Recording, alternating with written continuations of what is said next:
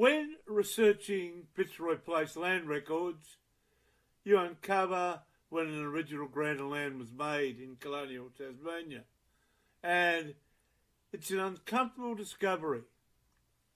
It appears as early as the 1830s, land from the dispossessed 9 tribes of the Palawa people was already being reallocated under the quaint legal euphemism land grant. British land law was being implanted onto the colony. Moreover, it reminds me that the Europeans love to divide land up into allotments with fencing. When you fly over much of rural and suburban Tasmania, you look down on a patchwork of squares and rectangles divided by fences. Under First Peoples custom, no one really owns the land, but rather the people as a whole are custodians of the land. The ultimate irony of land dispossession revolves around Fanny Cochrane Smith, often erroneously referred to as the last Aboriginal Tasmanian.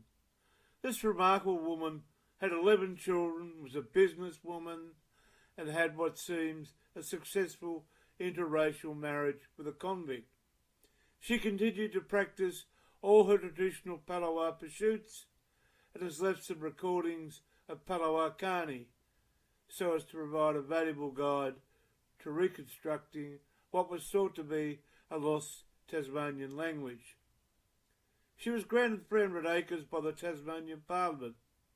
That is, she was given back some of the land taken from her people.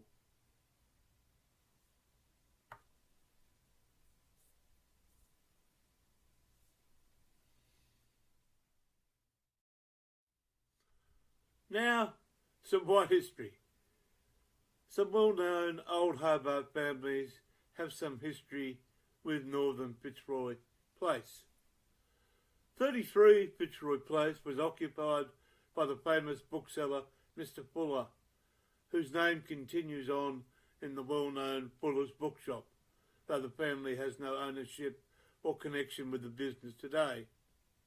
The prominent house at number 25 we looked at was once occupied by Mr. Horace Walsh, a lawyer who formed the backbone of a prominent legal firm in Hobart for many years, which now, unfortunately, has morphed into another organisation without his name.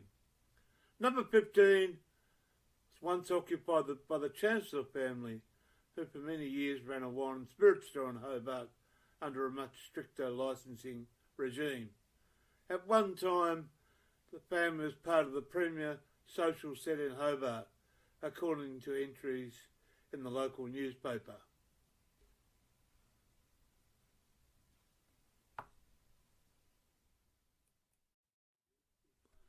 Hathaway at 15 Fitzroy Place is a 2-storey urban residence, which is a rare Tasmanian example of the Federation Queen Anne style, demonstrated by its asymmetrical front, its tall chimneys, its half timbering, its pebbled ash on the gables, and some varied roof shapes with beautiful terracotta roof tiles and finials.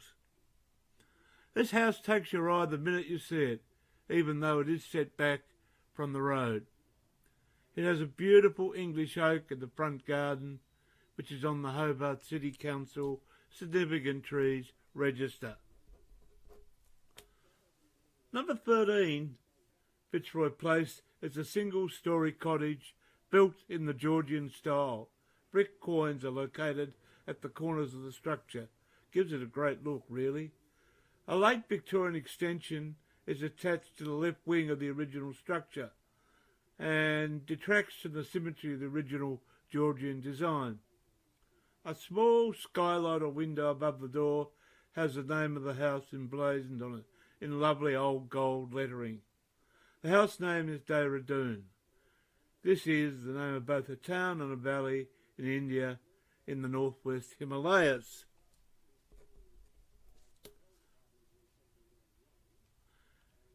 At 5 Fitzroy Place we find Carlton House, a beautiful 2-storey Georgian-style house, light engaging paintwork and pleasant steps leading to a veranda and the beautifully panelled door add to its charm.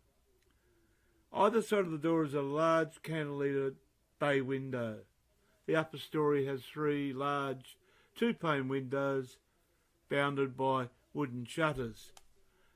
The outbuilding at the end of the driveway, that's on the left-hand side of the house,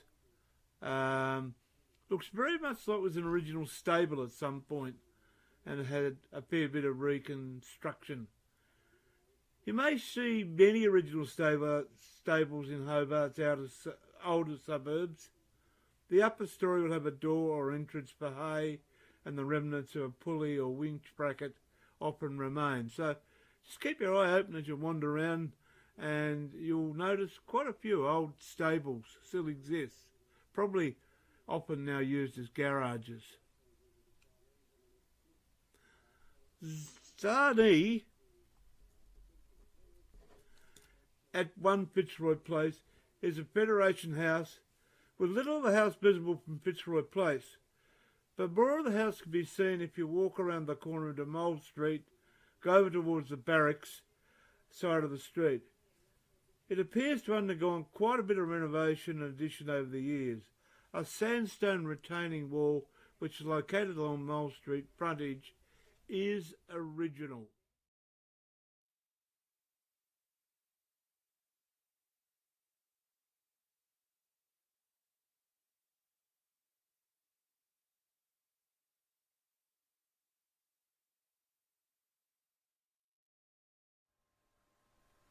Well, if you like this humble insight into Fitzroy Place, don't forget at the end of the video to like it and subscribe, as hopefully in 80 years' time I might get enough advertising revenue from YouTube.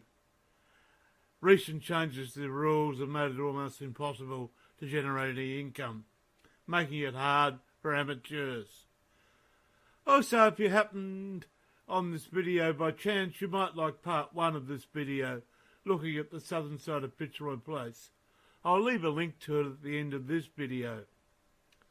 Also, if you think any of my assertions are incorrect, please use the comment box to let me know or add anything you think is pertinent or interesting. Well, just over 50 years ago I came to Hobart and moved into a boarding house at 10 Mole Street, called Mildura House, just around the corner from Fitzroy Place, about half a minute away. That house in Mole Street was later demolished to make way for a bottle shop driveway. Anyway, shortly after moving to this boarding house, I walked across the road to Anglesey Park, perched on a cannon for a photo shoot. I was all of 18. To celebrate the completion of this video, I recently sat on the same cannon, which is now repainted, for another shot 50 years plus on. Well, it's time and tide, and Fitzroy Place, long may it last.